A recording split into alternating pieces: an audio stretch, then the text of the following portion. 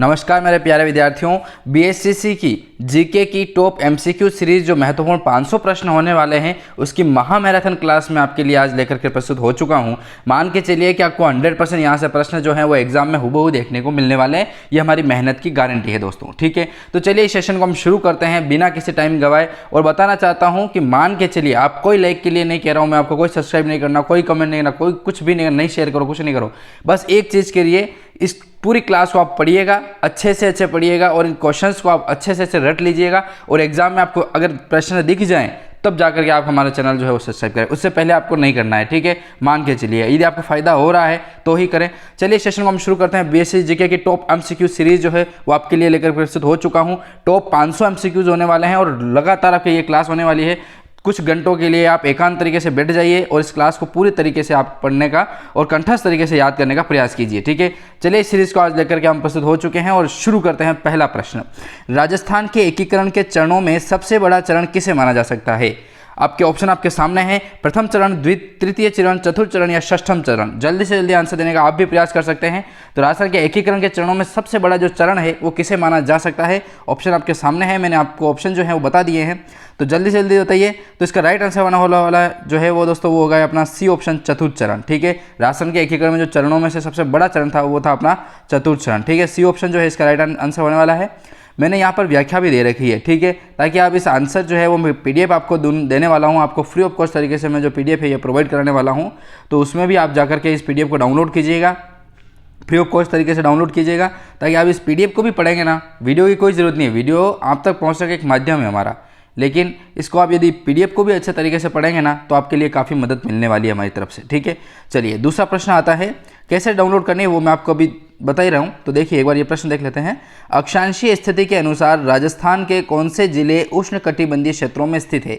जल्दी जल्दी आप भी आंसर देने का प्रयास कीजिए कि अक्षांशीय स्थिति के अनुसार राजस्थान के कौन से जिले उष्णकटिबंधीय क्षेत्रों में स्थित है। ऑप्शन आपके सामने हैं। पहला ऑप्शन आता है बांसवाड़ा, ऑप्शन दूसरा आता है उदयपुर और डूंगरपुर, तीसरा ऑप्शन आता है कोटा और चित्तौड़गढ़ और चौथा ऑप्शन आता है अपना कोटा सवाई माधोपुर, ठीक है। ई ऑप्शन की तरफ ध्यान नहीं देना है क्योंकि आपके इस एग्जाम में माइनस मार्किंग नहीं है, तो अनुचित प्रश्न को अपने को ध्यान देना ही नहीं है, ठीक है। कोई सा तुक्का मार के आओ, लेकिन 4 ऑप्शन में से मार के आना है, ठीक है। यदि प्रश्न नहीं भी आ रहा है तो चलिए ठीक है, आपकी बात अच्छी है, मेहनत है तो कोई दिक्कत नहीं है। तो जल्दी से जल्दी बताइए कि अक्षांशीय स्थिति के अनुसार राजस्थान के कौन से जिले जो उष्णकटिबंधीय क्षेत्रों में स्थित है वो कौन सा होगा? तो राइट आंसर जो है वो हो जाएगा अपना बांसवाड़ा, ऑप्शन ए जो है इसका राइट आंसर होने वाला है। चलिए अगले प्रश्न की ओर बढ़ें। हाँ, बताना चाहता हूँ पीडीएफ डाउनलोड करना चाहते हैं तो लिंक जो है वो मैंने डिस्क्रिप्शन में दे रखा है हमारे ऐप का, एसके स्टडी एकेडमी के नाम से ऐप है। उस लिंक पर आप क्लिक करेंगे, देखो इस ऐप के माध्यम से आपको ना हमने बीएससीसी, पीटीईटी, आरएस, वीडियो, पटवार, कोई सा भी एग्जाम दो राजस्थान प्रतियोगी परीक्षा का, ठीक है, जो आपके 2025 और 2026 में होने वाला है। तो उसके मान के चलिए कि रामबाण साबित होने वाले हमने प्रश्न उत्तर सीरीज चला रखी है, वहाँ पर टेस्ट सीरीज चला रखी है, नोट्स अवेलेबल करा रखे हैं, कुछ क्लासें वगैरह भी, पॉलिटी वगैरह की, सारी फ्री ऑफ कॉस्ट आपको महत्वपूर्ण तरीक़ों से पढ़ाने का जो जिम्मा है वो हमने लिया है पढ़ाने का, ठीक है। बस आपकी सफलता में यदि 0.1% भी यदि योगदान होता है तो बस हमारे लिए जो ये मेहनत है वो सफल है, ठीक है। चलिए तो हाँ, उसमें आप जाएंगे ना, उस लिंक पर आप क्लिक कीजिएगा। एसके स्टडी एकेडमी का जो लिंक है वो डिस्क्रिप्शन में दे रखा है, उस पर आप क्लिक कीजिएगा। वहाँ से जाकर के आप हमारा जो ऐप है वो इंस्टॉल होगा प्ले स्टोर से, उसको इंस्टॉल कीजिए। फिर आपका नाम नंबर वगैरह जो आपकी सिक्योरिटी के लिए भरना है वो भरिएगा और नोट्स वाला फोल्डर खुलेगा हमारे ऐप के अंदर, उसमें जाकर के आप इस पीडीएफ को जो है वो डाउनलोड कर सकते हैं और पढ़ाई को आज से ही शुरू कर दीजिए, ठीक है। चलिए शुरू करते हैं अगला सेशन। प्रश्न आता है कि राजस्थान में प्रचलित किस त्योहार में स्त्रियां एकत्रित होकर कुम्हार के घर जाकर छिद्र किए हुए एक घड़े में दीपक रखकर अपने घर गीत गाती हुई लौटती है? देखिए ऑप्शन आपके सामने है, जल्दी जल्दी आंसर देने का प्रयास कीजिए, जल्दी। राजस्थान में प्रचलित ऐसा कौन सा त्यौहार है जिसमें स्त्रियां एकत्रित हो जाती है, कुम्हार के घर जाकर के अपना छिद्र किया हुआ जो घड़ा होता है उस पर दीपक रखती है और गीत गाती हुई घर आती है? कौन सा त्यौहार है? पहला ऑप्शन शीतला अष्टमी, दूसरा दुलंडी, तीसरा तेरी चौथ और चौथा आता है गुड़हला का त्यौहार। तो जल्दी जल्दी प्रयास कीजिए क्या होगा? तो राइट आंसर होने वाला है गुड़हला का त्यौहार, ऑप्शन डी जो है इसका राइट आंसर होगा, जिसमें घर पर जो है वो गीत गाती हुई औरतें आती है और अपना जो ये इस तरीके की जो कलाकृतियाँ हैं वो करती है, ठीक है। चलिए अगला प्रश्न देख लेते हैं। किस अभिलेख को कर्नल टोड द्वारा इंग्लैंड ले जाते समय समुद्र में फेंक दिया गया था? देखिए कितना इंपॉर्टेंट प्रश्न बनता है ये, कि ऐसा कौन सा अभिलेख था जो कर्नल टोड जब इंग्लैंड जा रहे थे तो उन्होंने समुद्र मार्ग से जा रहे थे तो उन्होंने समुद्र में फेंक दिया था। ऑप्शन आपके सामने है, मंडोर का अभिलेख था क्या, या फिर अपराजित का अभिलेख था, या फिर मानमोरी का लेख था, या कणसभा का लेख था। जल्दी से जल्दी प्रयास कीजिए आंसर देने का भी, और जल्दी जल्दी सेशन को निपटाएंगे ताकि आप इस वीडियो के माध्यम से टाइम गंवा जो रहे हैं वो नहीं गंवा पाएंगे। ठीक है, जल्दी जल्दी पढ़ने का प्रयास कीजिए और आप अच्छे से अच्छे सफल होने का प्रयास भी आप कर सकते हैं। ठीक है, पीडीएफ का तरीका मैंने आपको बता दिया कैसे डाउनलोड करनी है, पर एक बार आप वीडियो थोड़ा कुछ तो देखेंगे तब आपको समझ में आएगा ना क्या चीज़ हो रही है, कैसे प्रश्न है, कैसे क्या होता है, किस लेवल के प्रश्न आते हैं हमारे एग्जाम में। ठीक है, जून 2025 में आपका एग्जाम है। ठीक है, चलिए, तो कौन सा अभिलेख था जो कर्नल टॉप द्वारा जो इंग्लैंड ले जा रहा था उसमें समुद्र में उसने फेंक दिया था, तो वो था अपना मानमोरी का अभिलेख। ठीक है, मानमोरी का जो अभिलेख था, ऑप्शन सी जो है इसका राइट आंसर होने वाला है। ठीक है, समुद्र में इसको फेंक दिया गया था। चलिए अगले प्रश्न की ओर बढ़ें। ठीक है, ये आंसर मैंने देख रखे हैं व्याख्या के अंतर्गत, ताकि आपको पढ़ने में भी कोई दिक्कत नहीं होगी, ताकि आप पीडीएफ जब पढ़ोगे ना तो आपको इधर वीडियो में आकर के आंसर देखने की जरूरत नहीं पड़ेगी। चलिए, डूंगरपुर में प्रजामंडल की स्थापना किसकी अध्यक्षता में हुई थी? डूंगरपुर जो है उसमें प्रजामंडल की स्थापना होती है, किसकी अध्यक्षता में होती है? ऑप्शन आपके सामने हैं, गौरीशंकर उपाध्याय, हरिदेव जोशी, भोगीलाल पांड्या, या माणिक्यलाल वर्मा। तो जल्दी जल्दी आंसर दीजिए कि डूंगरपुर में प्रजामंडल की जो स्थापना है वो किसकी अध्यक्षता में होती है दोस्तों। तो सी ऑप्शन जो है वो इसका राइट होने वाला है, भोगीलाल पांड्या की अध्यक्षता में। ठीक है, C option right answer, Bhogilal Pandya की अध्यक्षता में जो है वो डूंगरपुर में प्रजामंडल की स्थापना होती है। चलिए अगला प्रश्न, इसी क्रम में महत्वपूर्ण प्रश्न आता है, राजस्थानी लिपि के अशुद्ध रूप को क्या कहा जाता है? देखिए कितना इंपॉर्टेंट प्रश्न है कि राजस्थान की जो लिपि है उसको अशुद्ध रूप से क्या कहा जाता है। ऑप्शन आपके सामने है, पहला ऑप्शन आता है मोड़िया लिपि, दूसरा आता है खराड़ी लिपि, तीसरा आता है रांगड़े लिपि, चौथा ऑप्शन आता है अपने निमाड़ी लिपि। तो जल्दी जल्दी आंसर दीजिए कि राजस्थानी लिपि के अशुद्ध रूप को जो है वो क्या कहा जाता है। तो राइट आंसर क्या है इसका? मुड़िया लिपि होगा। ऑप्शन ए जो है इसका राइट आंसर होने वाला है, मुड़िया लिपि को ही अशुद्ध रूप में कहा जाता है राजस्थानी लिपि के अंतर्गत। चलिए प्रश्न आता है अपना, राजस्थानी वेशभूषा में वर वधु गठबंधन का वस्त्र क्या कहलाता है? राजस्थानी वेशभूषा में जो वर वधु का जो गठबंधन का जो वस्त्र होता है उसे क्या कहा जाता है? पहला ऑप्शन है दौड़ कहा जाता है, या थटी कहा जाता है, या ताखी कहा जाता है, या पटनी कहा जाता है। तो जल्दी जल्दी प्रयास कीजिए प्रश्न को आंसर देने का और सॉल्व करने का। तो वो कहा जाता है दोस्तों थटी। ठीक है, ऑप्शन बी जो है इसका राइट आंसर होने वाला है, थटी। थटी के नाम से जाना जाता है वर वधु का गठबंधन का जो वस्त्र होता है उसको। ठीक है, इसमें आपकी वेशभूषा भी कंप्लीट होंगे, लोग देवी देवताओं के कृष्ण भी होंगे, दुर्ग के भी होंगे, मतलब ऑल ओवर तरीके से जो बीएसएससी पीटीईटी का जो सिलेबस है उस आधार पर मैंने इस सीरीज़ को बनाई है। ठीक है, पीडीएफ बताऊँ, देखो ये है 96 पेज की पीडीएफ है, ऐसे मेरे पास 7 पीडीएफ पड़ी है, तो उस अंदाज से आप लगा लीजिए कितने क्वेश्चन आपको आज मैं इस सेशन में कवर कराने वाला हूँ। ठीक है ना दोस्तों। चलिए अगला प्रश्न आता है, महत्वपूर्ण प्रश्न है दोस्तों कि निम्न में से कौन सा युग्म असंगत है? देखिए इस ऐसा प्रश्न जब कभी आए ना तो मान के चलिए कि इस प्रश्न में आपके 4 प्रश्न हैं, मतलब कठिन है, कुल मिला के मामला कठिन है। ठीक है ना, ऐसे प्रश्न में 4 प्रश्न दे रखे हैं। कैसे? देखिए इसने पूछा है कि कौन सा असंगत है, कौन सा गलत है, क्या, यूँ करके इसने हम लोग को प्रश्न पूछ रखा है, हर एक ऑप्शन में भले दे नहीं रखा है। ठीक है, देखिए पशु पक्षियों के सेट जयपुर में है क्या, यूँ पूछा है इसने। ठीक है, कि पशु पक्षियों के जो सेट हैं वो जयपुर में है क्या, आपसे पूछा है। अब आपको जवाब देना है हाँ है तो राइट कीजिए, नहीं है तो राइट कीजिए, दोनों में भी राइट करना है। ठीक है ना, देखिए पशु पक्षियों के सेट जो हैं वो जयपुर में है क्या, बात सही है भाई साहब, पशु पक्षियों के जो सेट हैं वो जयपुर में स्थित हैं। फिर रेजी की बात आती है, रेजी मतलब चक, रेजी जो है वो चक है क्या, भाई साहब बात तो सही है, रेजी चक से संबंधित है। ठीक है, और पशु पक्षियों के सेट जयपुर से संबंधित है। रमकड़ा उद्योग कांकरोली से संबंधित है क्या?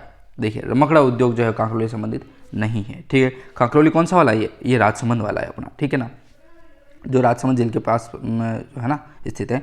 तो कांकरोली जो है वो रमकड़ा उद्योग से संबंधित नहीं है। पत्थर की मूर्तियाँ किससे संबंधित है? जयपुर से है क्या? तो बात तो सही है भाई साहब, जो कांकरोली है उसमें रमकड़ा उद्योग संबंधित नहीं है, जबकि पत्थर की जो मूर्तियाँ हैं वो जयपुर से संबंधित है। तो देखिए यहाँ पर 3 ऑप्शन राइट होने वाले हैं, तो जयपुर हो गया है, चक वाला हो गया है, और फिर एक बार डी ऑप्शन भी हो गया है राइट। अब गलत कौन सा? इसने क्या पूछा है? असंगत पूछा है। हमेशा अंडरलाइन कीजिएगा असंगत संगत, क्योंकि इनमें बहुत कन्फ्यूजन होता है और ये कन्फ्यूजन करने के लिए ही ऐसे प्रश्न आपको परीक्षा में पूछे जाते हैं। तो रमकड़ा उद्योग कांकरोली में स्थित नहीं है, तो सी ऑप्शन जो है इसका राइट आंसर होने वाला है। ठीक है, चलिए अगला प्रश्न, हाँ ये रमकड़ा उद्योग कांकरोली। ठीक है, चलिए कभी कभार पूरी हमें तो वैसे तो बनाई है, क्वेश्चन बनाए हैं तो सब याद है, कोई दिक्कत वाली बात है नहीं हमारे लिए। चलिए अगला प्रश्न आता है, नीमच छावनी में 1857 की क्रांति भड़कने से पूर्व भारतीय सैनिकों के कर्तव्य के प्रति वफादार रहने की शपथ को किस बहादुर सैनिक ने चुनौती दी थी? कितना महत्वपूर्ण प्रश्न और किस तरीके से घुमा फिरा करके हमने आपको बताया है। मान के चलिए ऐसे प्रश्न जब कभी आते हैं ना एग्जाम में तो अच्छे बच्चों की आवाज़ टाइट हो जाती है दोस्तों। ठीक है ना। तो आप प्रयास कीजिए कि ऐसे प्रश्नों को आप बहुत ही वफादारी तरीके से इन प्रश्नों को पढ़ें और इनका आंसर देने का प्रयास करें। ऐसे प्रश्न जो हैं वो आपकी मेरिट निर्धारित करते हैं, ऐसे ही प्रश्न जो हैं वो आपको सिलेक्शन दिलाते हैं, ठीक है। तो देखिए वापस एक बार मैं रिपीट करना चाहता हूँ कि नीमच छावनी में 1857 की क्रांति भड़कने से पूर्व भारतीय सैनिकों के कर्तव्य के प्रति वफादार रहने की शपथ को किस बहादुर सैनिक ने जो है वो चुनौती दे दी थी, ठीक है। ऑप्शन आपके सामने है। पहला ऑप्शन आता है मंगल पांडे, दूसरा आता है मेहराब खान, तीसरा आता है मोहम्मद अली बेग और चौथा आता है अपने रहमत अली। तो जल्दी से जल्दी आंसर देने का आप भी प्रयास कर सकते हैं। तो नीमच छावनी में जो 1857 की क्रांति भड़कती है तो सैनिक जो बहादुर सैनिक जो थे उनको चुनौती दी थी, किसके द्वारा? मोहम्मद अली बेग के द्वारा। सी ऑप्शन जो है इसका राइट आंसर होने वाला है, मोहम्मद अली बेग। इस ऐसे प्रश्नों का आप स्क्रीनशॉट न लेंगे ना तो भी काम हो जाएगा, क्योंकि पीडीएफ जो है वो मैंने as it is PDF answer समेत पीडीएफ जो है वो मैंने आपको टेलीग्राम पे भी डाल दूंगा और आप बोलोगे तो हमारे ऐप पे तो आपको वैसे मिलेगी। ऐप के माध्यम से यूँ है कि आप वहाँ पर इस पीडीएफ के अलावा बीएसएससी के और भी मैंने जो नोट्स वगैरह डाल रखे हैं वो भी डाउनलोड कर सकेंगे, ठीक है ना। चलिए, राजस्थान से लोकसभा सदस्य के रूप में चुनी गई प्रथम महिला कौन थी? प्रश्न आता है, बहुत ही महत्वपूर्ण पॉलिटिक्स से संबंधित प्रश्न है, ठीक है। जीके के अंतर्गत राजस्थान का ऑल ओवर जो जीके है ना वो मैंने आपको कवर करा दिया इस वीडियो में, ठीक है। 500 प्रश्न हैं वो कवर होंगे और यदि ज़रूरत और हुई और लगा मेरे को 2 महीने पढ़े, यदि और लगा तो मैं एक और प्रश्न सीरीज और लेकर प्रस्तुत होऊंगा जिसमें 500 छोड़ के 1000 प्रश्न मैं आपको पढ़ाऊंगा, ठीक है ना। क्योंकि पढ़ो बस, और कुछ भी नहीं चाहिए। पढ़ो, कमरे में पैक हो जाओ, एक जगह कोने में बैठो आप और दम लगा के पढ़ो, बस कुछ भी नहीं चाहिए अपने को। सारे ऐश आराम छोड़ दो अभी 2 महीने के लिए, ठीक है ना। भाई साहब बीएससी लग गए ना तो टीचर की नौकरी कहीं नहीं गई आपकी, बहुत मज़ा आ जाएगा, राजा नौकरी। राजस्थान से लोकसभा सदस्य के रूप में चुनी गई प्रथम महिला कौन थी? तो जल्दी जल्दी आंसर दीजिए। पहला ऑप्शन आता है अपना शारदा भार्गव, दूसरा आता है यशोदा देवी, तीसरा आता है गिरिजा देवी, चौथा आता है गायत्री देवी। तो जल्दी जल्दी आंसर देने का प्रयास कीजिए। राजस्थान से लोकसभा सदस्य के रूप में चुनी गई प्रथम महिला कौन थी? तो इसका राइट आंसर जो होने वाला है ना वो हो जाएगा आपकी Gayatri Devi. Option D answer जो है इसका राइट होने वाला है। चलिए, अगला प्रश्न आता है इसी कड़ी में, देखिए महत्वपूर्ण, ये वापस उसी कड़ी का जो है उसी पैटर्न का जो प्रश्न है वो आपसे पूछा गया है। निम्न में से कौन सा युग्म असंगत है? मैंने बताया था असंगत या संगत है उसको अंडरलाइन कीजिए, गोट दीजिए अच्छे से, ठीक है। असंगत है, बस हर एक ऑप्शन को पढ़ो, असंगत दिमाग में याद रखना है, ठीक है। देखिए ये पूछ रहा है कि कौन सा मेला किस माह में भरता है, ये आपको बताना है, ठीक है। इसका कहने का अर्थ यही है। तो अलवर, पहला ऑप्शन देखिए, अलवर महोत्सव क्या फरवरी में भरता है? ये आपसे पूछ रहा है, ठीक है। एक बार आप इसको ऑल ओवर तरीके से पढ़ें, ठीक है, फिर आंसर देने का प्रयास करें। अलवर महोत्सव फरवरी माह में भरता है क्या? तो बात तो सही है भाई साहब, अलवर महोत्सव जो है फरवरी माह में भरता है। बेणेश्वर मेला जो अपने डूंगरपुर में स्थित है बेणेश्वर, वो मेला अपने फरवरी में भरता है क्या? तो भाई साहब बात तो सही है, वो भी फरवरी में भरता है। तीसरा ऑप्शन है कि ब्रज महोत्सव मार्च में भरता है क्या? ब्रज महोत्सव भाई साहब मार्च में नहीं भरता है। असंगत पूछा है, मतलब गलत आंसर, ठीक है। एक बार मार्च को टिक कीजिए क्योंकि एक ऑप्शन और वो भी देख लेते हैं। चलिए, शेखावटी महोत्सव क्या फरवरी में भरता है क्या? तो शेखावटी महोत्सव भाई साहब फरवरी में भरता है, बात राइट है इसकी भी। तो ये तीनों ऑप्शन जो हैं वो राइट हो चुके हैं और एक ऑप्शन अपना मार्च जो है वो गलत है। तो इसका जो राइट आंसर होने वाला है वो सी ऑप्शन हो जाएगा आपका, ब्रज महोत्सव मार्च में, ठीक है। तो ब्रज महोत्सव जो मेला है वो आपके मार्च में दोस्तों नहीं भरता है, ठीक है। कब भरता है आपको आंसर देने का प्रयास करना है। आपकी पढ़ाई कैसी वो भी मैं देखना चाहूँगा, ठीक है ना। चलिए अगले प्रश्न की ओर बढ़ते हैं। तो देखिए प्रश्न आता है बहुत ही महत्वपूर्ण, क्या प्रश्न है भाई साहब।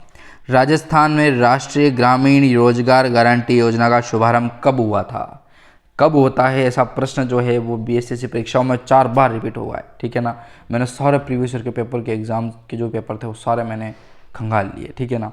तो राजस्थान में राष्ट्रीय ग्रामीण रोजगार जो गारंटी है वो योजना का जो शुभारंभ है वो कब होता है दोस्तों? ऑप्शन आपके सामने है, जल्दी से जल्दी प्रयास कीजिएगा राइट आंसर करने का।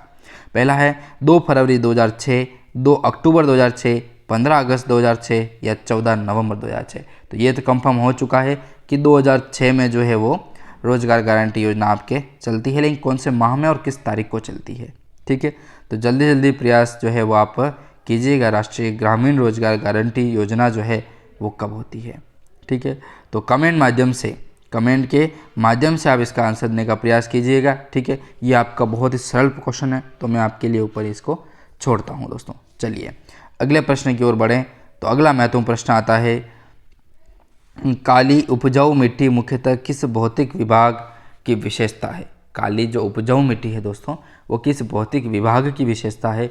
अपने आपको ऑप्शन जो है वो विभाग दे रखे हैं, कौन कौन से भाग हैं विभाग हैं उनके बारे में भी बात करेंगे। तो काली उपजाऊ मिट्टी जो है मुख्यतः किस भौतिक विभाग की विशेषता है।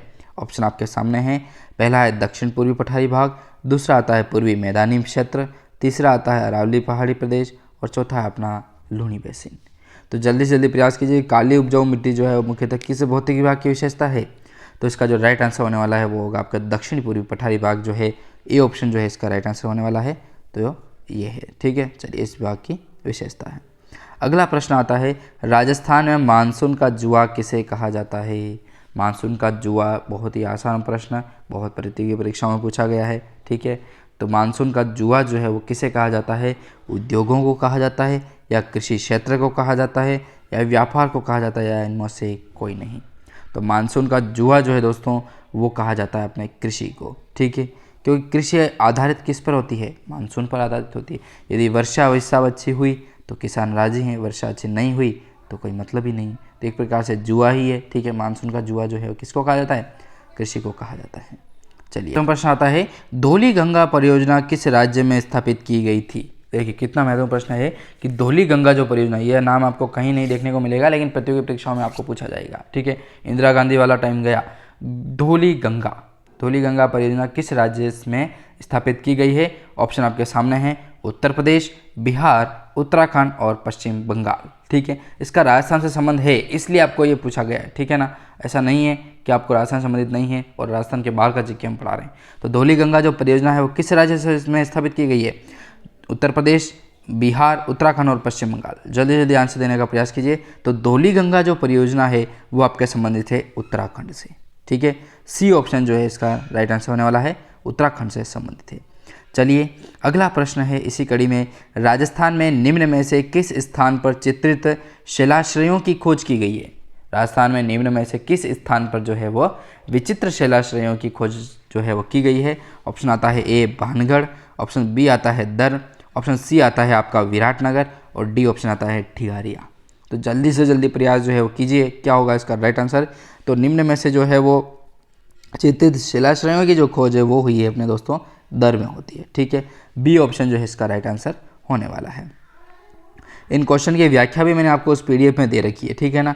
जब आप पीडीएफ पढ़ेंगे ना तब आपको एहसास हो जाएगा कि क्वेश्चन किस लेवल के हैं और किस तरीके के बनाए गए हैं और प्रश्न जो है वो उनकी संभावना है हमारी तरफ से 100% एग्जाम में आने की, ठीक है ना। चलिए प्रश्न है जीके का वापिस कि राज्य निर्वाचन आयोग द्वारा अक्टूबर 2019 में नगर निगम पार्षद के चुनाव हेतु अधिकतम चुनाव खर्च सीमा कितनी निर्धारित की गई है, ठीक है। ये निर्धारित की गई है लेकिन ऐसा कभी होता नहीं है, ठीक है ना। ये निर्धारित की गई, इनसे 10-25 गुना जो है वो खर्च होता है, ठीक है, लेकिन वो दिखाया नहीं जाता है, ये सब अंदर के मामले होते हैं। तो राज्य निर्वाचन जो आयोग है उसके द्वारा जो है वो अक्टूबर 2019 में नगर निगम पार्षद के चुनाव हेतु जो है वो अधिकतम चुनाव खर्च की सीमा जो है वो कितनी रखी गई, तो वो रखी गई थी अपने 2.5 लाख। ऑप्शन ए जो इसका राइट आंसर होने वाला है, ठीक है, 2.5 लाख रखी गई थी। आपको पता है कि 2.5 लाख में कोई चुनाव होते हैं, सब पागल बनाने के खेल हैं भाई साहब। चलिए प्रश्न आता है अगला, राजस्थान का कौन सा राष्ट्रीय उद्यान प्रवासी पक्षी जो साइबेरियन क्रेन है उनके लिए जाना जाता है। देखिए कितना इंपॉर्टेंट प्रश्न है। तो प्रश्न अब किस तरीके से पूछा जाने लगा है। अब पर्टिकुलर एक पक्षी को लेकर के उस उद्यान जो है अपना राष्ट्रीय उद्यान जो है उनके ऊपर प्रश्न पूछा जा रहा है, ठीक है।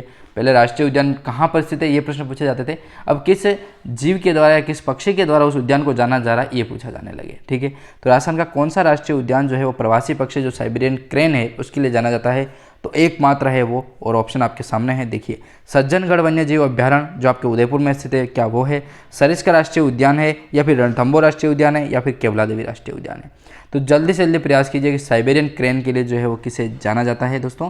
तो राइट आंसर होगा आपका डी ऑप्शन राइट होने वाला है, केवलादेव राष्ट्रीय उद्यान। वैसे केवलादेव पक्षी राष्ट्रीय उद्यान है, इस तरीके से यदि दिया होता ना तो आप वैसे भी इसको करने वाले थे, ठीक है। लेकिन पर्टिकुलर नाम है साइबेरियन क्रेन का, तो ये आप दिमाग में सेट कीजिएगा। चलिए अगला प्रश्न आता है, 56 का मैदान संबंधित है। पुराने क्वेश्चन है लेकिन इंपॉर्टेंट है दोस्तों। 56 का मैदान जो है वो संबंधित किससे है। ए ऑप्शन मध्यमाही बेसिन से, बी ऑप्शन हाड़ौती पठार से, सी ऑप्शन अर्धशुष्क प्रदेश से या डी ऑप्शन पूर्वी मैदानी से, ठीक है। तो जल्दी से जल्दी प्रयास कीजिए कि 56 के जो मैदान है वो संबंधित किससे हैं। जल्दी से जल्दी प्रयास कीजिए। तो ए ऑप्शन जो है इसका राइट आंसर होगा, मध्यमाही बेसिन से होने वाला है। ठीक है, मध्यमाही बेसिन जो है वो इसका राइट आंसर होगा, छप्पन का मैदान। चलिए अगला प्रश्न आता है इसी कड़ी में, साहित्यिक रचना। देखिए कितना इंपॉर्टेंट प्रश्न है, आपको कहीं देखने को नहीं मिलेगा लेकिन यहाँ पर देखने को मिलने वाले इस कड़ी में। साहित्यिक रचना जो पग फेरों के नाम से फेमस है, वो रचयिता कौन है इसके? ठीक है, पग फेरों की जो रचना है उसके रचयिता कौन है? ऑप्शन ए विजयदान दे था, ऑप्शन बी आता है मणि मधुकर, ऑप्शन सी आता है मणि भास्कर, ऑप्शन डी आता है सीताराम लालस। तो जल्दी से जल्दी प्रयास कीजिए, क्या आंसर हो सकता है इसका? तो मणि मधुकर जो है इसका राइट आंसर होने वाला है। ठीक है, बी ऑप्शन जो है इसका राइट आंसर होने वाला है। साहित्यिक रचना पग फेरों के रचयिता कौन है? तो मणि मधुकर है। मणि भास्कर भी दे रखा होता है ऑप्शन में, लेकिन आपको इंपॉर्टेंट जो है वो तरीके से याद रखना है, मणि मधुकर। ठीक है, मधुकर, मधु की शादी हुई, कर यानी पेड़ होते हैं। ठीक है, इस तरीके से याद रखें। तो कर का अर्थ होता है, तो इस तरीके से आप इसको यहाँ से करिए, सीधा सीधा बात है ना। ये रहा, तीर लगा देता हूँ मैं। मधु के पेड़ फेरों में हो रहे हैं, ठीक है ना। तो मधु के पेड़ हैं, ठीक है, फेरों में, तो मधुकर पग फेरो। बस प्रश्न आता है महत्वपूर्ण कि राजस्थान में झुंझुनू की प्रसिद्ध रानी सती का वास्तविक नाम क्या था? देखिए कितना इंपॉर्टेंट प्रश्न है ये। लोक देवी जो अपने रानी सती जो है माता जी, उनके द्वारा प्रश्न पूछा गया है कि वास्तविक नाम इनका जो है वो जन्म से क्या था। ठीक है, देखिए नाम फेमस हो जाते हैं इनके, माता जी के जो पर्चा देते हैं, माता जी हैं, लोग देवी देवता हो गए तो पर्चा देते हैं, पहले इनका नाम कुछ और होता है और पर्चा देने के बाद इनका जो नाम है वो कुछ और हो जाता है। ठीक है, जैसे साधु संतों के अभी होते हैं वैसे ही है। तो राजस्थान में झुंझुनू की जो प्रसिद्ध रानी सती माता जी जो थे, उनका वास्तविक नाम क्या था? Option A Ginni Devi, option B Kamala Devi, option C Lakshmi Devi, या ऑप्शन डी आता है आपका नारायणी देवी। तो जल्दी से जल्दी आंसर देने का प्रयास आप अभी कर सकते हैं हर एक प्रश्न की भांति। चलिए, तो रानी सती जो है माता संबंधित है अपने झुंझुनू से, और इनका जो जन्म का जो या वास्तविक नाम जो होता है वो होता है इनका नारायणी देवी। ऑप्शन डी जो है इसका राइट आंसर होने वाला है। चलिए प्रश्न आता है इसी कड़ी में,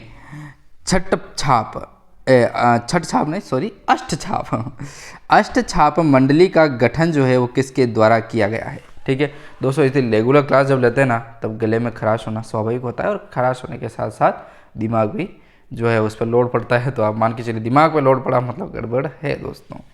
अष्ट छाप कवि मंडली का गठन किसने किया था? ऑप्शन आपके सामने हैं, माधवाचार्य जी, दादू दयाल जी, विठल नाथ जी, या सुंदरदास जी, या अनुत्तरित प्रश्न। इस तरफ तो अपने को ध्यान देना ही नहीं है अनुत्तरित प्रश्न की ओर। चलिए, अष्टछाप जो मंडली है उसका गठन जो है दोस्तों वो किया जाता है अपने विठल नाथ जी के द्वारा। ठीक है, चलिए सी ऑप्शन जो है इसका राइट आंसर होने वाला है। विठल नाथ जी जो थे वो अष्टछाप कवि मंडली के जो है वो गठन करता है।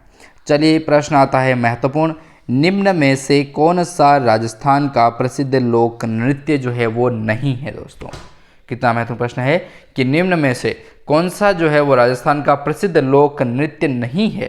ठीक है, नहीं है, अंडरलाइन कीजिएगा आप। ठीक है, चलिए प्रश्न आता है पहला तुरा कलंगी, ऑप्शन बी आता है भवाई, ऑप्शन सी आता है कालबेलिया, या ऑप्शन डी आता है अपना कच्छी घोड़ी।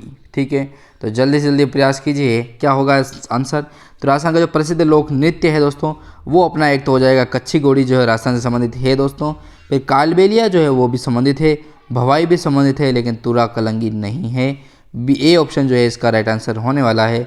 तुरा कलंगी जो है वो राजस्थान का प्रसिद्ध लोक नृत्य नहीं है। ठीक है, चलिए इसी कड़ी में अगला प्रश्न आता है अपना महत्वपूर्ण प्रश्न है, देखिएगा, निम्न में से कौन सा सुमेलित नहीं है? एक तरफ इन्होंने पर्यटन स्थल दे रखे हैं तो दूसरी तरफ जिला और उसका स्थान जो है वो पर्टिकुलर दे रखा है।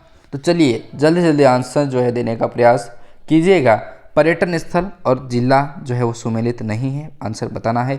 ऐसे प्रश्न मैंने आपको पहले ही बता चुका हूँ। ऐसे प्रश्नों में आपको 4 प्रश्न पूछे जाते हैं, मतलब इंपॉर्टेंट बन जाता है ऐसा क्वेश्चन। ठीक है, मेरिट निर्धारित करने के लिए। तो पांडुपौल पहला ऑप्शन आता है। पांडुपौल जो है वो अलवर में स्थित है दोस्तों। क्या अब पूछा गया आपसे? ठीक है, क्या पांडुपौल जो है वो अलवर में स्थित है? प्रश्न आता है दूसरा कि सास बाहू मंदिर जो है वो क्या नागदा में स्थित है? ठीक है, नागदा जो अपने उदयपुर में पड़ता है। मीठे शाह की दरगाह जो है वो झालावाड़ में स्थित है क्या?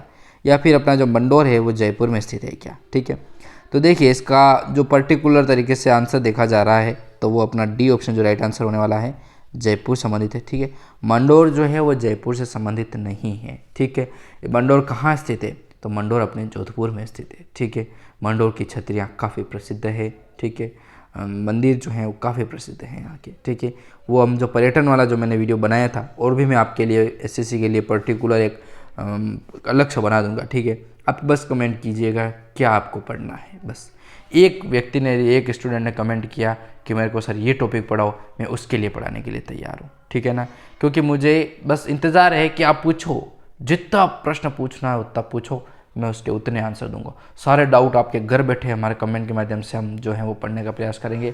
मैं आपको व्हाट्सएप नंबर जो है मेरे, वो मैं आपको लिंक जो व्हाट्सएप नंबर जो है डिस्क्रिप्शन में दे दूंगा। ठीक है ना, व्हाट्सएप ग्रुप बना रखा है मैंने, उसमें भी आप ज्वाइन कीजिएगा। मतलब पढ़ने का जो ऑल ओवर सार जो है वो मैंने इस हमारे एकेडमी के माध्यम से हमने फैला दिया है। बस पहुँच बने और विद्यार्थी इसका लाभ उठा पाए, बस यही हमारा लक्ष्य है। ठीक है ना, तो देखिए मंडोर जो है वो जयपुर से संबंधित नहीं है, मंडोर अपना हो जाएगा जोधपुर से। तो इसका जो राइट आंसर है वो भी अपना यही होने वाला है, डी ऑप्शन, मंडोर जयपुर, क्योंकि यहाँ पर उसने असुमेलित मतलब असुमेलित अर्थात सुमेलित नहीं। ठीक है, इस तरीके से उसने पूछा है, सुमेलित नहीं है, तो अपना मंडोर जो है वो जयपुर से संबंधित नहीं है। ठीक है, पांडुपोल जो है वो अलवर से संबंधित है। सास बाहू मंदिर जो अपने नागदा जस्ट पास में कैलाशपुरी आता है, और कैलाशपुरी के जस्ट कैलाशपुरी में ही अपने श्री एकलिंगनाथ स्वामी जो हैं वो विराजे हुए, मेवाड़ के राजाधिराज।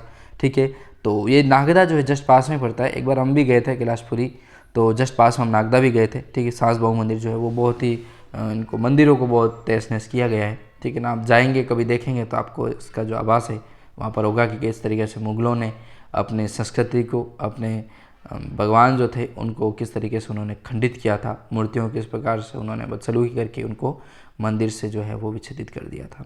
बहुत दर्द होता है, लेकिन अब ठीक है, चलिए वो राज जो है उनका गया, कुछ समय के लिए सबका होता ही है, फिर उसके बाद उनका अंत जो है वो निश्चित होता है। लेकिन कुछ उन्होंने जो छाप है वो छोड़ के गए हैं, जो हमें दर्द दिलाते रहते हैं। तो सास बाहू मंदिर जो है अपने नागदा में स्थित है। ठीक है, जस्ट पास में कैलाशपुरी है, मैंने आपको बता दिया। और कैलाशपुरी में कौन से प्रभु विराजे हैं, तो अपने श्री एकलिंगनाथ जी स्वामी जो मेवाड़ के राजाधिराज जो है वो विराजे हुए हैं। तो चलिए इसी क्रम में हम आगे प्रश्न की ओर बढ़ें। तो प्रश्न आता है महत्वपूर्ण, राजस्थान सरकार की नवीनतम जनसंख्या नीति की जो घोषणा है वो कब की गई थी।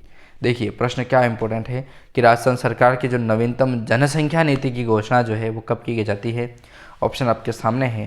पहला ऑप्शन आता है 20 मार्च 2020 को, दूसरा है कि 20 जनवरी 2020 को, या 20 मार्च 2021 को, या 20 जनवरी 2021 को। तो 20 जनवरी 2020 को इसका राइट आंसर होगा, 20 जनवरी 2020 को। ठीक है ना, तो बी ऑप्शन जो है राइट आंसर होने वाला है। ठीक है, यहाँ पर दे रखा है एक डी ऑप्शन भी, आपको कंफ्यूज नहीं होना है, 20 जनवरी 2021। ठीक है, यहाँ 21 है और यहाँ 20 है। ठीक है, तो याद रखिएगा 2020 जनवरी 2020 में जो है वो राजस्थान सरकार की नवीनतम जनसंख्या नीति जो है उसकी घोषणा की गई थी। ठीक है दोस्तों, चलिए अगला प्रश्न आता है, मरु विकास कार्यक्रम की शुरुआत कब हुई थी। मरु विकास कार्यक्रम जो है उसकी शुरुआत दोस्तों कब होती है। तो देखिए प्रश्न आता है आपका ए नंबर का 1974 से 1975 में, या 1977 से 1978 में, या 1995 से 1996 में, या 1964 से 1965 में जो है वो मरु विकास कार्यक्रम की शुरुआत होती है। तो जल्दी से आंसर देने का आप भी प्रयास कर सकते हैं। तो राइट आंसर अपना बी होने वाला है। ठीक है, 1977 से 1978 है उसमें मरु विकास कार्यक्रम की योजना जो है वो चलाई गई थी, और उसका काफ़ी मरुस्थल क्षेत्र में जो है वो विकास देखने को अपने को मिला भी था। निम्न में से कौन सा राजस्थान का जल दुर्ग है दोस्तों। ठीक है, जल दुर्ग के नाम से किसको राजस्थान में जाना जाता है, और इसके जल दुर्ग के नाम से जो प्रश्न है वो आपको बहुत परीक्षाओं में लगभग 100 से 200 बार ये प्रश्न जो है वो रिपीट हुआ है। तो मान के चलिए प्रश्न कितना इंपॉर्टेंट होगा। ठीक है, और आज भी पूछा जा रहा है, आरएस में भी पूछा जा रहा है भाई साहब, बहुत इंपॉर्टेंट है। तो निम्न में से कौन सा जो है राजस्थान का जल दुर्ग है दोस्तों। ऑप्शन ए आपका है अचलगढ़ माउंट आबू, दूसरा है मेहरानगढ़ जोधपुर, तीसरा आता है गागरोन झालावाड़ का, और चित्तौड़गढ़ आता है अपना चित्तौड़ का। तो जो जल दुर्ग के नाम से जाना जाता है दोस्तों, वो जाना जाता है अपने गागरोन को, जो झालावाड़ में स्थित है। ठीक है, गागरोन में झालावाड़ में स्थित है। ठीक है, तो ये जल दुर्ग है। और कौन कौन सी नदियाँ जो है वो जल दुर्ग का कार्य करती है, तो अपनी आहू हो जाएगी और काली सिंध हो जाएगी। ठीक है, आहू और काली सिंध नदी जो है उसके किनारे ही। ठीक है, यहाँ लिखा तो नहीं जाएगा। ठीक है, थोड़ी पेन टेप की व्यवस्था हो जाएगी थोड़े दिनों बाद, तो फिर आपको ये समस्या भी जो वो नहीं होगा। मैं आपको लिख लिख करके जो चीज़ें हैं वो पढ़ाने का भी प्रयास करूँगा। ठीक है, पेन टेप की व्यवस्था हो चुकी है वैसे, तो बस कनेक्ट ही करना है, तो वो भी हम बात करेंगे। चलिए इसी क्रम में अगला प्रश्न आता है, सिवाना किले का निर्माण करवाया था। सिवाना जो किला है उसका निर्माण किसके द्वारा जो है वो करवाया गया था? ऑप्शन ए आता है राजा भोज ने, या वीर नारायण ने, या अखेराज ने, या सातल देव ने। तो सिवाना जो किला है उसका निर्माण करवाया गया था दोस्तों आपके वीर नारायण जी के द्वारा, ठीक है ना। तो बी ऑप्शन जो है इसका राइट आंसर होने वाला है। वीर नारायण जी के द्वारा जो है वो सिवाना किले का जो निर्माण है वो किया जाता है। बी ऑप्शन राइट है। चलिए प्रश्न आता है, राजस्थान की कौन सी चित्रकला शैली चोर पंचाशिका शैली से मिलती जुलती है? राजस्थान की ऐसी कौन सी शैली जो है वो चित्रकला शैली जो है वो चोर पंचाशिका जो शैली है, वो शैलियों के बारे में हमने बात की थी एक वीडियो में, और भी मैं आपके लिए चाहेंगे तो मैं आपके अलग से वीडियो बना दूंगा एसएससी, पर्टिकुलर एसएससी के लिए, ठीक है ना। तो जो चोर पंचाशिका शैली है उससे मिलती जुलती है। ऑप्शन ए आता है आपका किशनगढ़ शैली का, दूसरा आता है मेवाड़ शैली का, तीसरा आता है बीकानेर शैली का, और चौथा आता है आपके भरतपुर शैली का। तो राजस्थान की ऐसी कौन सी शैली है जो चोर पंचाशिका से मिलती जुलती है दोस्तों? तो राइट आंसर होगा आपका मेवाड़ शैली, ठीक है ना। बी ऑप्शन राइट होगा। मेवाड़ शैली चोर पंचाशिका शैली से मिलती जुलती है। चलिए प्रश्न आता है, पिछवाई पेंटिंग्स कौन सी शैली से संबंधित है? पिछवाइयाँ कौन से शैली जो है वो संबंधित है?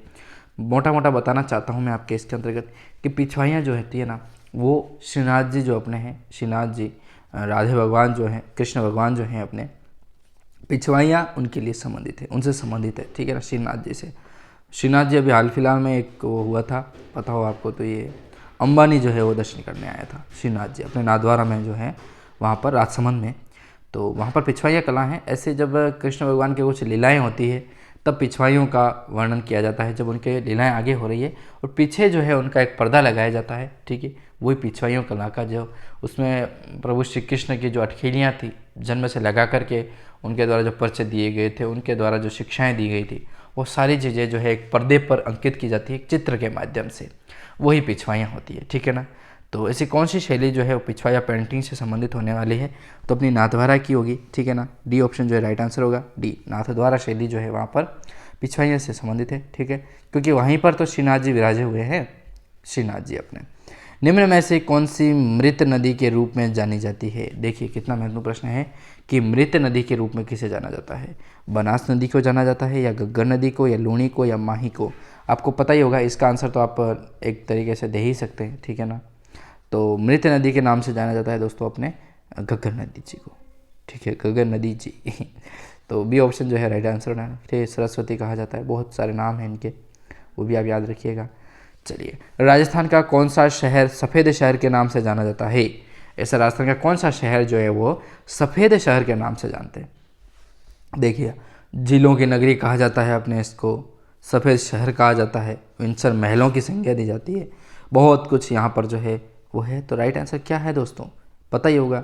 सफ़ेद शहर मैंने आपको बताया है, नहीं समझ में आया हो तो बताया कि झीलों की नगरी कहा जाता है, तो उससे अभी आप आंसर का जो मिलान है वो कर सकते हैं। डी ऑप्शन राइट आंसर होगा, उदयपुर को कहा जाता है, ठीक है ना, उदयपुर। चलिए, इसी कड़ी में प्रश्न आता है अगला, राजस्थान में घारनेट के भंडार मुख्यतः पाए जाते हैं? घारनेट के जो भंडार हैं वो मुख्यतः कहाँ पाए जाते हैं? सवाई माधोपुर में, या कालीबंगा में, या टोंक में, या पीलीबंगा में, या अनुचित प्रश्न, इसको छोड़ ही दो, इसको तो मैं अगली बार हटा ही दूंगा बीएसएससी के लिए। तो पर एक यूँ है कि चलो आपके जो OMR आएगी ना उसमें आपको ये होगा, तो मैं देखा कि यहाँ 4 ऑप्शन दूंगा, फिर आप कहोगे वहाँ यार ये कोई आ गया, ये क्या है, क्योंकि जो SSC का एग्ज़ाम दे रहे हैं ना, बहुत सारे जो होंगे वो बहुत सारे ऐसे होंगे जो डायरेक्ट एग्ज़ाम जस्ट अभी BSSC की होगी और अभी एग्ज़ाम देंगे, या फिर बहुत सारे ऐसे होंगे जो जस्ट अभी 12वीं पढ़े हैं और एग्ज़ाम देने वाले हैं, ठीक है।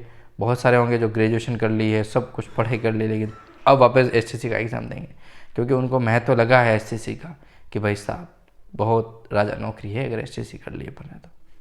तो राजस्थान में गार्नेट के जो भंडार है मुख्यतः कहाँ पाए जाते हैं? तो इसका जो राइट आंसर होगा दोस्तों वो आपका हो जाएगा टोंक में। सी ऑप्शन जो है राइट आंसर होने वाला है टोंक में, ठीक है। PDF मैंने आपको बता दिया है, PDF कहाँ मिलेगी? लिंक जो है डिस्क्रिप्शन में दे रखा है, वहाँ पर जाइएगा, लिंक पर हमारा जो है उस पर क्लिक कीजिएगा, हमारा ऐप खुलेगा SK स्टडी अकेडमी के नाम से, ठीक है ना। तो जाइएगा, उसको डाउनलोड कीजिएगा, सारे नोट्स जो है वो मैंने फ्री ऑफ कॉस्ट आपके लिए प्रोवाइड करा रखे हैं।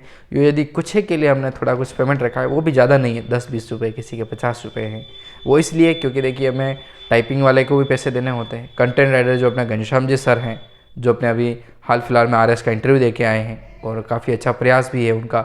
IAS का उन्होंने मेंस दे के आए हैं और छोटे बड़े एग्ज़ाम तो क्वालिफाई वैसे भी है ही है, लेकिन ज्वाइन नहीं करते हैं क्योंकि उनको पता है कि मुझे एक लेवल की नौकरी चाहिए और वो RS में ही मिल सकती है, ठीक है ना। तो अब इंटरव्यू देख के आए हैं, देखिए क्या होता है। उनका यदि फाइनल हो जाए तो प्रभु की कृपा से अच्छी बात है। वो आपके वीडियोज़ जो है आपको पढ़ाने का प्रयास बाद में भी निरंतर रखेंगे, ठीक है ना। तो उनके देखिए अब थोड़ा कुछ वो मांगते नहीं है, लेकिन थोड़ा कुछ उनको सांत्वना के रूप में, एक पुरस्कार के रूप में देना पड़ता है। कभी कुछ छोटी बड़ी गिफ्ट दे दिया, कभी उनको, हाँ बड़ी बात है कुछ पुस्तकों को भी जो है वो हमें लेना पड़ता है। तो कुछ जो है यदि हम 10,000 का खर्चा कर रहे हैं ना दोस्तों, तो आपसे मात्र 10 रुपये लेंगे। आप ये मान के चलिए, इतना निश्चिंत हो जाइए। हम ऐसा नहीं 10,000 का खर्चा करेंगे और आपसे 100 रुपये मांग लेंगे, 200 रुपये मांग लेंगे, नहीं चाहिए पैसे। सिर्फ इतना हो जाए, खर्चा निकल जाए, 50% खर्चा आपसे निकल जाए, 50% खर्चा हम खुद निकाल लेंगे, बस कुछ नहीं चाहिए। मात्र 10 रुपये की किसी PDF की हमने प्राइस रखी होगी, किसी की 50 रुपये रखी होगी, 50 रुपये किसकी रखी होगी, जिस पर हमने 12 से 15,000 रुपये का खर्चा किया होगा, उसकी हमने सिर्फ मात्र 50 रुपये रखी होगी, ठीक है ना। तो मान के चलिए कि बहुत सारी देखो कैसे होता है कि 100 बुक्स का जो निचोड़ है ना, यदि आपको एक PDF में देखने को मिल जाए तो और क्या चाहिए अपने को। 100 बुक आपको परचेज नहीं करनी पड़ी और आपका काम 50 रुपये में हो गया, 10 रुपये में हो गया, 20 रुपये में हो गया, बस और क्या चाहिए अपने को। 50 बुक्स, 100 बुक्स, तो इस तरीके से। प्रश्न आता है, राजस्थान के किन जिलों में खसगास उत्पादित होती है। राजस्थान का ऐसा कौन सा जिला है जिसमें खसगास का जो है वो उत्पादन होता है दोस्तों। ऑप्शन आपके सामने है। पहला ऑप्शन आता है झालावाड़ और बारां, दूसरा आता है चित्तौड़गढ़ और भीलवाड़ा, तीसरा आता है भरतपुर और सवाई माधोपुर, चौथा आता है जैसलमेर और बाड़मेर। तो खस नामक ये जो घास है वो कहाँ पर उत्पादित होती है, तो जल्दी से जल्दी आंसर देने का जो प्रयास है वो आप भी कर सकते हैं। तो इसका जो राइट आंसर होने वाला है वो आ जाएगा आपका C ऑप्शन, भरतपुर और सवाई माधोपुर। C ऑप्शन जो है उसका राइट आंसर बैठेगा। सवाई माधोपुर और भरतपुर में जो है वो खस नामक घास का जो है वो उत्पादन होता है दोस्तों। चलिए इसी कड़ी में प्रश्न आता है, जनगणना 2011 के अनुसार राजस्थान के किस जिले में न्यूनतम लिंगानुपात पाया जाता है। राजस्थान का ऐसा कौन सा जिला है जो 2011 के अनुसार जनगणना में जो है वो सबसे न्यूनतम लिंगानुपात पाया जाता है। Option A Dungarpur, option B Banswara, option C Jaisalmer और ऑप्शन डी धौलपुर। तो जल्दी से जल्दी आप भी प्रयास कर सकते हैं कि किस तरीके से इसका आंसर देना होगा और किस तरीके से राइट आंसर होगा। तो इसका जो राइट आंसर होने वाला है दोस्तों वो हो जाएगा आपका धौलपुर, राइट होगा डी ऑप्शन, ठीक है। चलिए इसी कड़ी में आगे वाले प्रश्न की ओर बढ़ें। तो प्रश्न आता है, राजस्थान का, इसको एडिट नहीं करना है अपने को। प्रश्न आता है, राजस्थान के गोलियां व हनोतिया में स्रोत हैं। देखिए कितना इंपॉर्टेंट प्रश्न है दोस्तों कि राजस्थान के गोलियां व हनोतिया में प्रमुख स्रोत किसका है, टंगस्टन का है या तांबे का है या मार्बल का है या मैग्नीज का है। तो जल्दी से जल्दी प्रयास जो है वो आप भी कर सकते हैं इसका आंसर देने के लिए।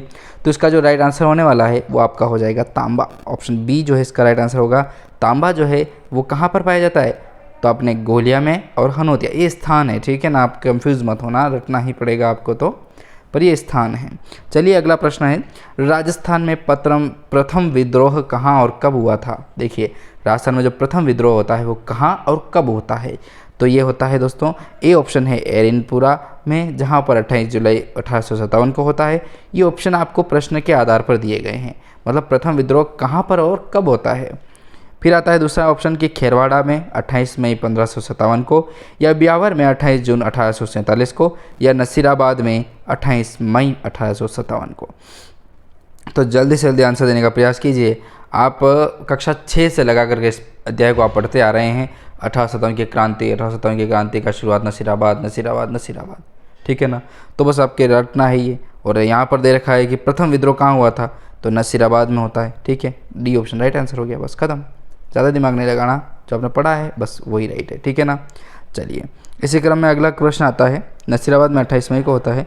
फिर प्रश्न आता है, ये देखिए ये महत्वपूर्ण प्रश्न है, राजस्थान सरकार द्वारा जारी किया गया आयोग आपके द्वार, अच्छा वाह यार कितना अच्छा नाम रखा, कि आयोग आपके द्वार कार्यक्रम निम्नलिखित में से किसकी जागरूकता के लिए है।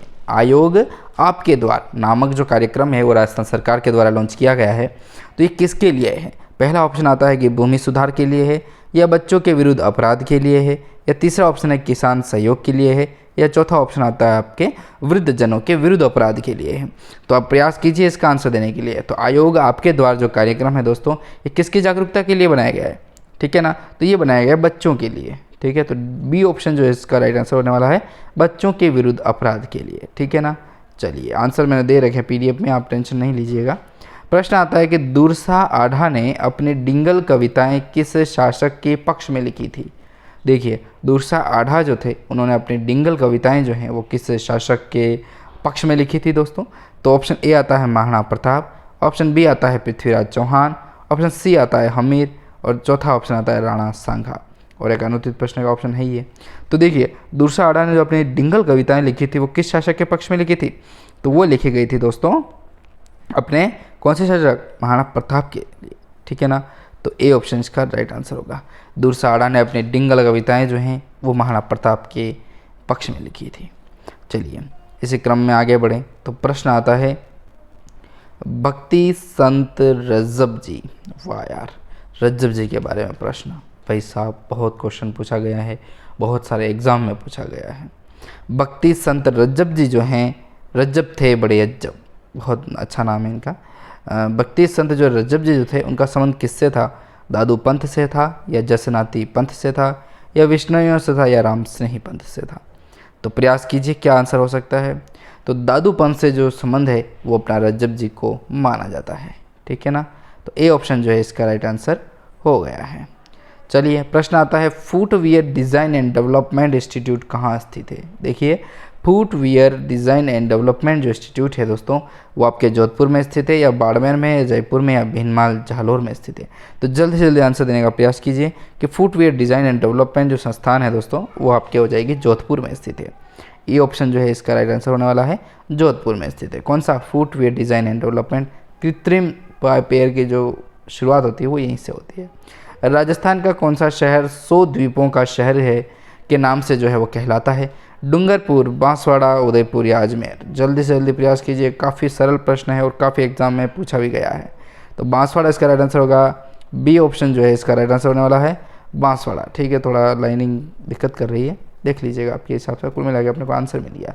चलिए अगला प्रश्न, नानक जी भील का संबंध निम्नलिखित में से किस किसान आंदोलन से था। पहला मारवाड़ किसान आंदोलन, दूसरा शेखावटी किसान आंदोलन, तीसरा बेगू किसान आंदोलन या बूंदी किसान आंदोलन। तो देखिए दोस्तों इसका जो संबंध है ना, अपने नानक जी भील का जो संबंध माना जाता है वो आपके होगा बूंदी किसान से। तो सी ऑप्शन इसका राइट आंसर होगा। सी ऑप्शन बेगू किसान बूंदी किसान आंदोलन जो था, मैंने क्या किया, अच्छा सी ऑप्शन कर दिया क्या, बेगू नहीं बूंदी किसान आंदोलन होगा ना, डी ऑप्शन, सॉरी एक मिनट, डी ऑप्शन, ठीक है ना, बूंदी किसान आंदोलन। ओके चलिए अगला प्रश्न आता है, वो बेगू बूंदी ये दोनों में भी कंफ्यूज हो गया था। चलिए प्रश्न आता है कि राजस्थान में जनजातीय बालकों के लिए पहली हॉकी अकादमी स्थापित की जाएगी कहाँ पर। बांसवाड़ा में, उदयपुर में, डूंगरपुर में और प्रतापगढ़ में। तो प्रयास कीजिए आंसर क्या हो सकता है इसका। राजस्थान में जनजातीय बालकों के लिए पहली हॉकी अकादमी कहाँ होगी, तो वो आपकी होगी दोस्तों उदयपुर में। काफ़ी महत्वपूर्ण प्रश्न। चलिए अगला प्रश्न देख लेते हैं। प्रसिद्ध रचना लिलिटांस के लेखक थे। विजयदान देथा थे या कन्हैयालाल सेठिया या सीताराम लालस या सूर्यमल मिश्रण, या बताइए कौन सा इसका आंसर होने वाला है। तो प्रसिद्ध रचना जो लिलिटांस है उसके लेखक कौन थे दोस्तों, तो इसके जो रचनाता एक लेखक जो कहलाएंगे वो कहलाएंगे अपने कन्हैयालाल जी सेठिया। बी ऑप्शन इसका राइट आंसर होने वाला है। चलिए सेशन में आगे बढ़ें। प्रश्न आता है महत्वपूर्ण, राजस्थान के रिफाइनरी प्रोजेक्ट में निम्नलिखित में से कौन हिस्सेदार है। राजस्थान के रिफाइनरी प्रोजेक्ट में निम्नलिखित में कौन हिस्सेदार है दोस्तों। ऑप्शन ए आता है ONGC और HPCL, दूसरा ऑप्शन आता है केयर्न एनर्जी और HPCL, तीसरा ऑप्शन है कि राजस्थान सरकार और HPCL, या फिर ONGC और राजस्थान सरकार। इनके पूरे नाम की वीडियो मैंने आपको बता रखी है, ठीक है ना, वहाँ से कवर कर सकते हैं। तो इसका जो राइट आंसर होने वाला है वो होगा आपका सी ऑप्शन, राजस्थान सरकार और HPCL, ठीक है ना। ये जो है वो रिफाइनरी प्रोजेक्ट में हिस्सेदार रखती है। अगला प्रश्न, राजस्थान की निम्न पर्वत चोटियों को ऊंचाई के बढ़ते हुए क्रम में व्यवस्थित कीजिए। ऊंचाई के बढ़ते हुए क्रम में आपको जो है वो व्यवस्थित करना है दोस्तों। तो देखिए राजस्थान की जो निम्न पर्वत चोटियाँ हैं जिनमें देखिए नाग पहाड़, खोह, दिलवाड़ा और गुरु शिखर, ये जो है ये सही बैठ रहा है, क्योंकि खो पहले आ गया, नाग पहाड़ सबसे आएगा, नाग पहाड़ का पहले आएगा, ठीक है ना। तो सी ऑप्शन देखा, एक बार देख लेना, नाग पहाड़, फिर दिलवाड़ा आ गया, जबकि दिलवाड़ा से पहले खो आएगी, ठीक है ना। ये खो जो है ना, ये कुल मिला के ये ऑप्शन राइट आंसर है। बस सीधा सेट, फालतू दिमाग लगाना ही नहीं, और कंफ्यूज क्यों करना आपको। तो नाग पहाड़, खोह, दिलवाड़ा और गुरु शिखर जो है वो पर्वत चोटियों के क्रम में सही व्यवस्थित होगी। तो इस तरीके से हमने बहुत ही महत्वपूर्ण प्रश्न जो हैं इस वीडियो के माध्यम से कवर किए हैं। कुछ क्वेश्चन जो रह गए हैं वो मैं अगले वीडियो में लूँगा, थोड़ी तबीयत को नज़रअंदाज नहीं कर सकते हैं। तो बस यही था दोस्तों आज के लिए, और पीडीएफ मैंने आपको बता दी है कहाँ से आपको डाउनलोड करनी है। और इसकी जस्ट अगली क्लास जो महामैराथन अभी होने वाली, थोड़ी देर बाद ही, थोड़ा ब्रेक ले लेते हैं, उसके बाद ही होने वाली है, तो वो फिर आपको मैं जो है वो जिसका लिंक है वो डिस्क्रिप्शन में दे दूंगा, वो डायरेक्ट आपकी लाइव हो जाएगी, ठीक है ना। तो आपको पढ़ना नहीं भूलना है, और अधिक से अधिक आपको पढ़ना है, ठीक है। पीडीएफ आपको बता दी कहाँ से डाउनलोड करनी है, लिंक डिस्क्रिप्शन में दे रखा है, वहाँ से जाइएगा और डाउनलोड कीजिएगा। तो आज के लिए बस इतना ही दोस्तों, मिलते हैं नेक्स्ट वीडियो में, तब तक के लिए जय हिंद, जय भारत।